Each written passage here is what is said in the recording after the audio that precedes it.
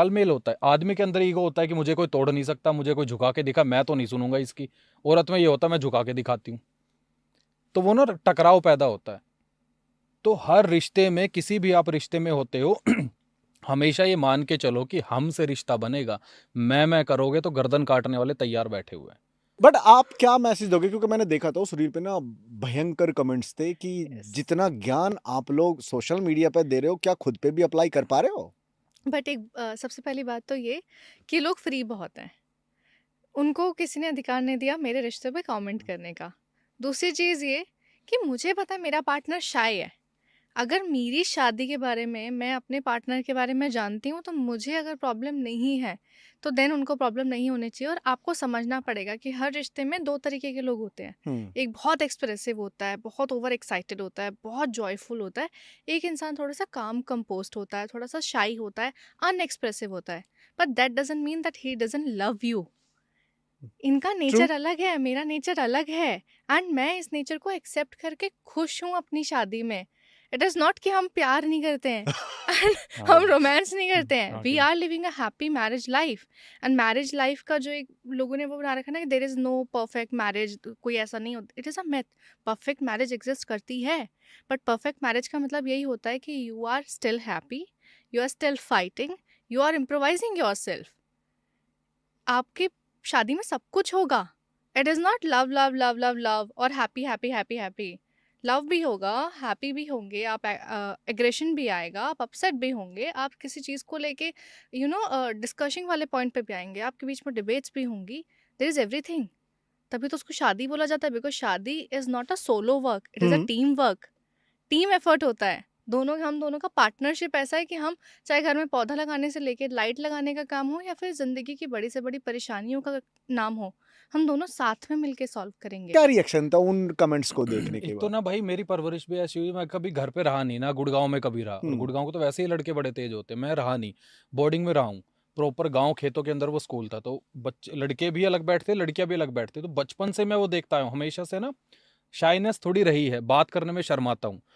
तो आज तक भी ऐसा नहीं हुआ कि मैं पब्लिक में भी इनका हाथ पकड़ के चलूं। मुझे बड़ा अजीब सा लगता है कि यार ऐसा लगेगा मैं दिखा रहा हूं या कुछ। प्यार हर चीज हाथ पकड़ के बार बार गाल पे किस करने से या जताने से या बार बार आई लव यू बोलने से नहीं होता है। अगर ये सब करने से होता तो लड़के बहुत तेज है, सिर्फ ये बोल के ही निभा देते, नहीं होता। मैंने कमेंट पढ़े, उसमें वही आप वाला कमेंट था, एक तो रिलेशनशिप पे ज्ञान दे रहे, दूसरा ये कि खुद की इसका कुछ और चल रहा होगा, इसकी बीवी का हो गया प्यार खत्म, ये देख लो। तो वही है, ज्ञान देने वाले देंगे भाई। ट्रेलर देख के फिल्म का अंदाजा लगाओगे तो फिर यही हाल होगा ना, करने दो। So true. दूसरा सवाल भी ये था, एक मैंने ये कहीं पे पढ़ा भी था कि परफेक्ट रिलेशनशिप की अगर बात करें या परफेक्ट मैरिज की बात करें तो there is nothing is perfect. आपको उसको परफेक्ट बनाने में टाइम लगता है।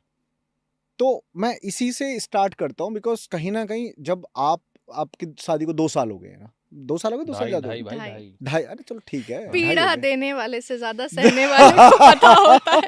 ये बात तो है। इन जनरल बताना, ठीक है? कहीं ना कहीं आप दोनों की जब शादी हुई 2.5 साल हो गए, तो 2.5 साल एक काफी लंबा रिलेशन हो जाता है Yes. मैरिजेस में, ठीक है? क्या क्या चीजें आई, कैसे एक शादी को परफेक्ट बनाया जा सकता है? यार रिश्ता क्या होता है? 2 इम्परफेक्ट लोग, 2 अनजान लोग एक दूसरे के साथ आते हैं और इस उम्मीद और इस वादे से आते हैं कि अब हम हर परिस्थिति में आपका साथ देंगे। हम्म। चाहे उतार आए, चाहे चढ़ाव आए, हम साथ हैं। अगर तुम्हारी ज़िंदगी में रफ्तार तेज़ होगी तो मैं तेज़ चलूँगी। अगर तुम धीमे होगे तो मैं धीमे चलूँगी।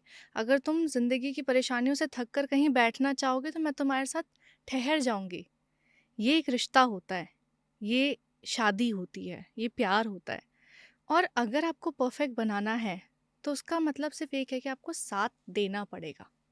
आपको सब्र और साथ दोनों अपने पास रखना पड़ेगा और दूसरे इंसान को ये यकीन दिलाना पड़ेगा कि मैं हूँ, चाहे कुछ हो जाए, मैं हूँ।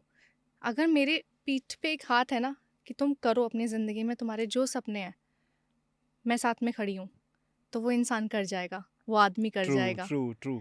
एक आदमी को ज़िंदगी बनाने के लिए, घर बनाने के लिए, अपने आप को बनाने के लिए सिर्फ एक साथ चाहिए होता है, एक भरोसा चाहिए होता है वाओ। कि मेरे पास मेरे पीछे एक भरोसा है ना, मैं अब कर जाऊंगा, मुझे दुनिया की फ़र्क नहीं है, मेरे को फ़िक्र नहीं है।